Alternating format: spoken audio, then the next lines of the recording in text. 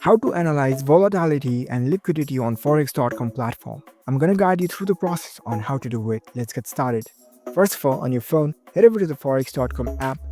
After you are in the app, make sure that you are logged in with your account.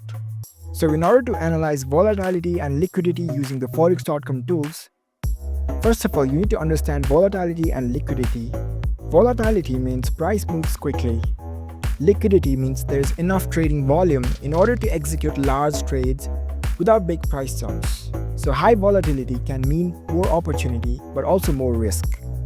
So how to analyze volatility and liquidity on Forex.com? For that, you can use volatility indicators. Head over to the charts of your preferred stocks, go to the chart settings, and head over to the indicators page. From here, you can add the indicators like average true range.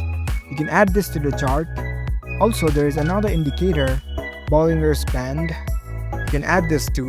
In the chart, you can observe high ATR equals to high volatility. Also, you need to analyze the market sessions. You need to avoid trading during low volume times like after hours or holidays. And next method is you also need to watch for economic events. For that, you can use the economic calendar on Forex.com. You can head over to your account settings and select this economic calendar option.